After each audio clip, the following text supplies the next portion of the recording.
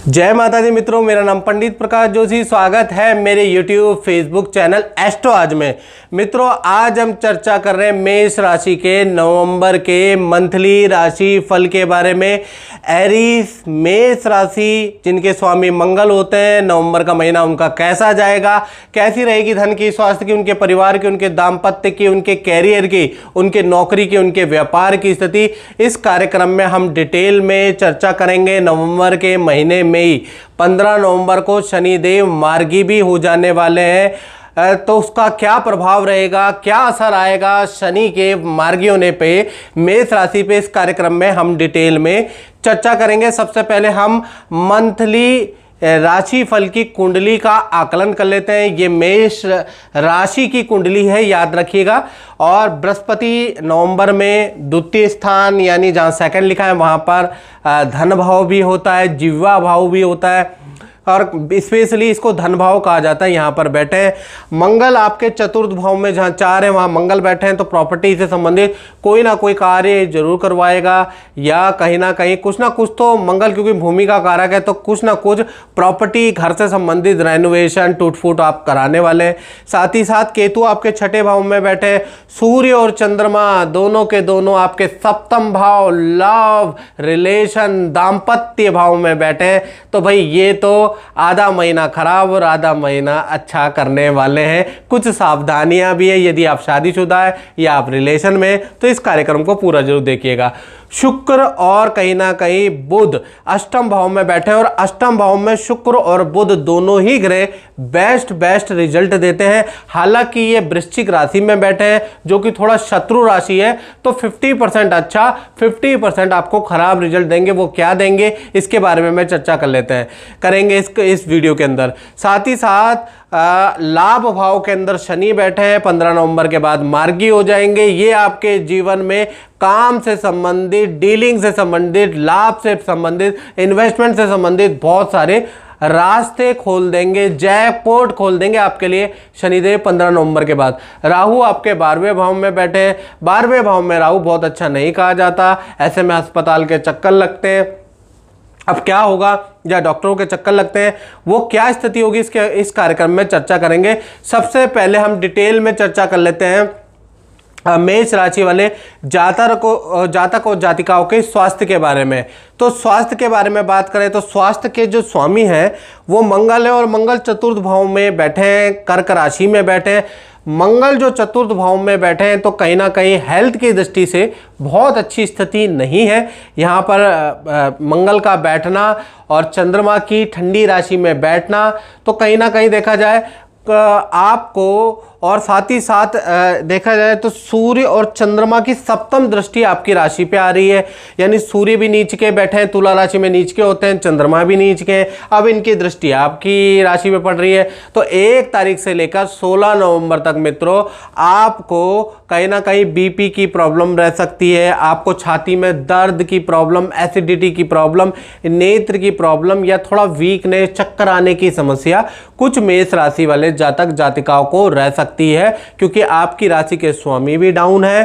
साथ ही साथ नीच चंद्रमा, नीच सूर्य की दृष्टि आपकी राशि में बैठी है, इसलिए आपको उसको दिखाने के लिए कुछ टेस्ट करवाने पड़ सकते हैं, अस्पताल डॉक्टर के पास जाना पड़ सकता है। तो 16 नवंबर तक हेल्थ की स्थिति बहुत अच्छी नहीं बन रही है। उसके बाद 17 नवंबर से देखा जाए तो सूर्यदेव अपनी राशि परिवर्तन कर लेंगे, सूर्यदेव वृश्चिक राशि में चले जाएंगे। तो 17 से 31 नवंबर में आपकी अच्छी रिकवरी होगी, हेल्थ के अंदर अभी अच्छी ग्रोथ होगी। जो चक्कर आ रहे हैं, जो बीपी की समस्या, उस पर भी कंट्रोल आएगा, कहीं ना कहीं स्वास्थ्य में हल निकलता हुआ नजर आएगा। यानी थोड़ा 16 नवंबर तक हेल्थ की इशू आपको रहेंगे। धन की स्थिति के बारे में अगर हम बात करें फाइनेंस मेष राशि का, तो भाई धन भाव में तो बृहस्पति बैठे हैं, 2 नंबर जहाँ लिखा है, लेकिन कहीं ना कहीं देखा जाए तो शुक्र और बुध, जैसे मैंने कहा ना, अष्टम भाव में शुक्र और बुध ऐसे ग्रह हैं जो कि बहुत अच्छा रिजल्ट देते हैं। तो ऐसे में इनकी जो दृष्टि है वो आपके धन भाव में जा रही है, 7वीं दृष्टि से आपके धन भाव को देख रहे हैं, तो धन भाव को देख रहे हैं, बड़ा शुभ है। ऐसे में दृष्टि विपरीत राजयोग एक्टिवेट हो रहा है। 3 बड़े लाभ कहीं ना कहीं बुध और शुक्र अष्टम में जो 7वीं दृष्टि से आपको प्राप्त होंगे। पहला शेयर या इन्वेस्टमेंट में कोई ना कोई लाभ मेष राशि को नवंबर में मिलता हुआ नजर आएगा। अचानक कोई धन संबंधी आपकी डील बन जाएगी, अचानक ही आपको कोई धन लाभ होता हुआ नजर आएगा, धन की इंक्रीमेंट, धन की डील होती हुई आपको नजर आएगी, खासकर 5 नवंबर के बाद। इसी प्रकार से तीसरा अगर देखा जाए तो किसी सेल एंड परचेज, क्रय विक्रय से या तो आपको लाभ होगा या ऑनलाइन आपको कोई लाभ होगा या कोई कमीशन का पैसा आपका मिल जाएगा, कोई रुका हुआ पैसा आपका मिल जाएगा। तो कुल मिला के देखा जाए तो नवंबर का महीना फाइनेंशियली बहुत अच्छा रहेगा मेष राशि वालों के लिए।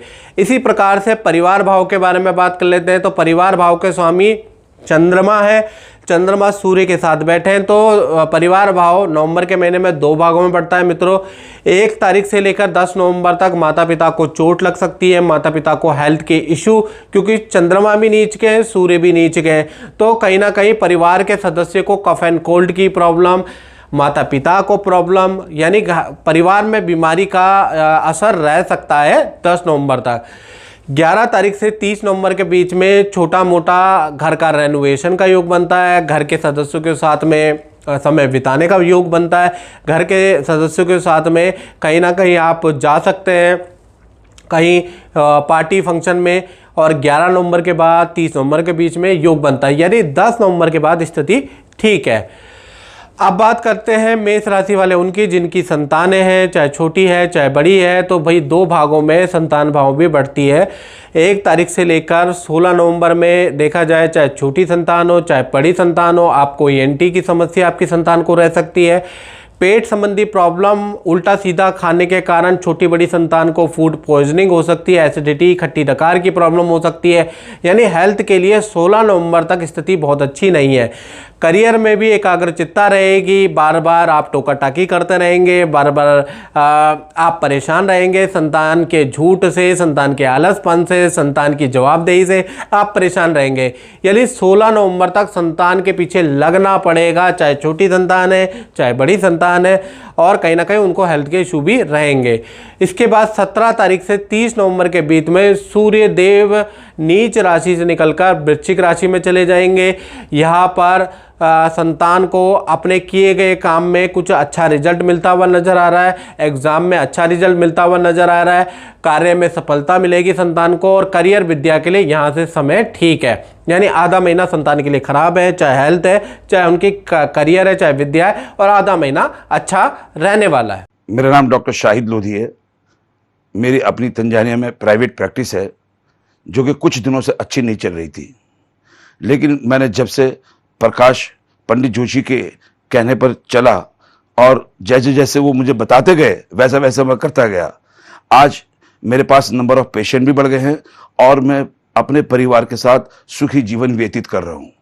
अब बात करते हैं मेष राशि के स्टूडेंट के बारे में, विद्यार्थियों के बारे में। ये महीना 2 भागों में स्टूडेंट लोगों का बटेगा।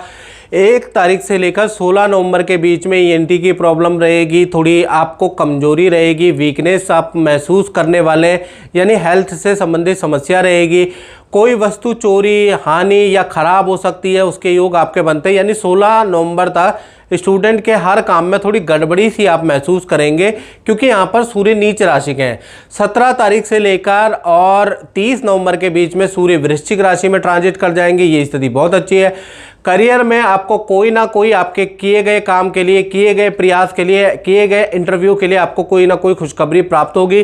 कोई सरकार से संबंधित या गवर्नमेंट से संबंधित किसी काम में आपको सफलता या कोई ना कोई लाभ मिलता हुआ नजर आएगा। यानी आधा महीना खराब है स्टूडेंट के लिए और आधा महीना अच्छा है। अब बात कर लेते हैं मेष राशि वाले उनकी, जो नौकरी करते हैं, जॉब करते हैं, करियर में उनकी स्थिति क्या है। तो भाई नवंबर के पूरे महीने बृहस्पति देव वक्री रहेंगे और वक्री से 5वीं दृष्टि से नौकरी वालों को अच्छा और बुरा दोनों प्रकार का रिजल्ट नवंबर में प्राप्त होगा। जी हाँ, अच्छा फल भी मिलेगा, बुरा फल भी आपको मिलेगा। नवंबर में कहीं ना कहीं जहां पर आपका पद प्रमोशन होगा वहां पर आपको कहीं ना कहीं काम अच्छा नहीं मिलेगा, काम से आपको कंप्लेंट होगी।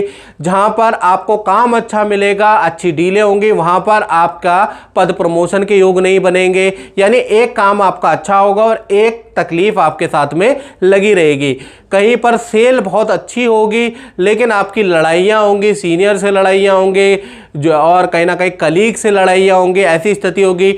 और जहाँ पर लड़ाइयाँ होंगी वहाँ पर आपका काम कहीं ना कहीं अच्छा रहेगा। तो कुल मिला के एक अच्छा एक बुरा रिजल्ट जॉब में आप महसूस करेंगे कि कुछ अच्छा भी हो रहा है और कुछ खराब भी साथ में चल रहा है। तो इस तरह का बृहस्पति वक्री के कारण आपको रिजल्ट मिलने वाला है। अब बात करते हैं मेष राशि के दाम्पत्य जीवन के बारे में। तो सप्तम भाव में सूर्य और चंद्रमा दोनों ही सप्तम भाव में बैठे हैं, लेकिन वो दोनों के दोनों तुला राशि यानी नीच राशि में बैठे हैं। कहीं ना कहीं अच्छा और बुरा दोनों प्रकार का रिजल्ट पति पत्नी और प्रेमी प्रेमिका लव कपल को मिलेगा।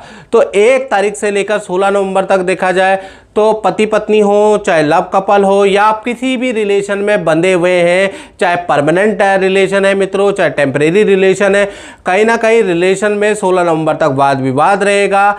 और कहीं ना कहीं पार्टनर के आपसे वाद विवाद होंगे, आपके माता पिता से, अपने माता पिता से वाद विवाद रहने की संभावनाएं नजर आ रही है। और कभी आपके पार्टनर के बॉस से वाद विवाद होंगे, यानी पार्टनर के वाद विवाद ज़्यादा होते हुए नजर आएंगे। आप देखेंगे कि आपका पार्टनर बेफालतू के वाद विवाद कर रहा है, कभी आपसे, कभी आपके भाई बहनों से, कभी अपने बॉस से। तो ऐसा योग नजर आ रहा है। साथ ही साथ पार्टनर को कोई गवर्नमेंट का चालान भुगतना पड़ सकता है, या सरकारी दंड उनको मिल सकता है, उसका योग नजर आ रहा है, या सरकारी कोई नोटिस आपके पार्टनर को मिल सकता है, या फिर सरकारी दफ्तर के बैंक के चक्कर काटने पड़ सकते हैं। तो कहीं ना कहीं 16 नवंबर तक पार्टनर के लिए ये नवंबर की स्थिति बहुत अच्छी नहीं है। फिर 17 नवंबर से 30 नवंबर के बीच में सूर्य देव तुला राशि से निकलकर, नीच राशि से निकलकर और कहीं ना कहीं वृश्चिक राशि में प्रवेश कर जाएंगे। तो करियर में जो परेशानी पार्टनर की शुरू हो रखी थी, जो आप महसूस कर रहे थे, वो परेशानी का हल मिलेगा।